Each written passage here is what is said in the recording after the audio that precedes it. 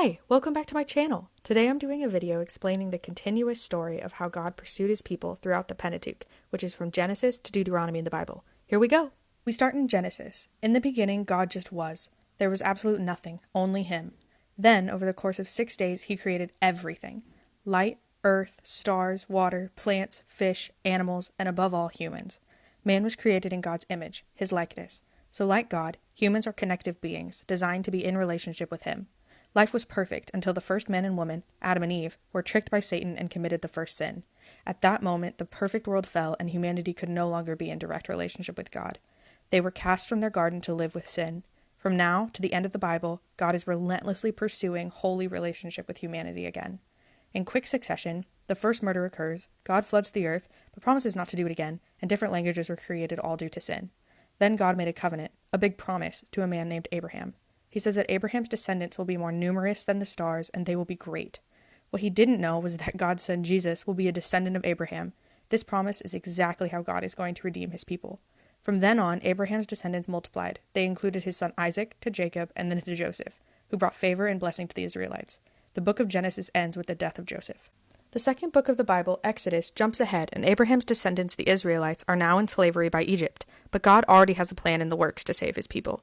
He uses a man, Moses, to set 10 terrible plagues on the Egyptians in an effort to set the Israelites free. Eventually, Pharaoh lets them go, and they are led by God out of Egypt and towards their new land promised by him. There are lots of ways God remains faithful to the Israelites in this time. He splits the sea, provides heavenly food, water, and a 24-hour navigation system. Now, God makes another covenant with the Israelites, this time with Moses on Mount Sinai. Meanwhile, the Israelites are disobeying and breaking the promise they're currently making, and God deals with that later. The Israelites are given a step-by-step guide on how to strive for connectivity to God. This guide is called the Book of the Covenant, which includes the 10 Commandments and lists of what to do when scenarios, also instructions on what to eat, wear, and sacrifice, all in an effort to be consecrated, which means made holy and redeemed by God.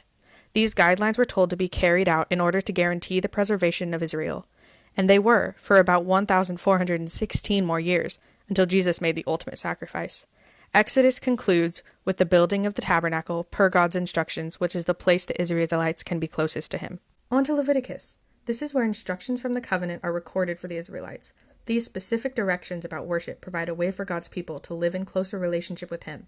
All the rituals, offerings, sacrifices, and feasts were necessary to obtain purity because there wasn't a direct bridge to God. Later, God wants to be closer to the Israelites. He leads them in reflecting his character to get them closer to sanctification, to be more like him. Leviticus is all about getting closer to God through worship. Now, the fourth book is Numbers. That's exactly what it is, a long list of all the people of Israel. This book is similar to Leviticus because it is also a list of rules, but these focus on other aspects of living, such as leaders and social justice. The main event of Numbers is the banishment of the oldest generation of Israelites from the Promised Land. They became unfaithful, complained, and even wanted to return to Egypt.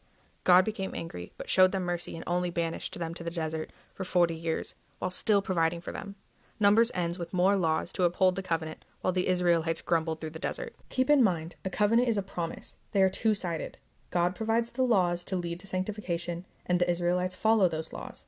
Through all of these books, God always keeps his promises to Israel, and that is how he seeks after them.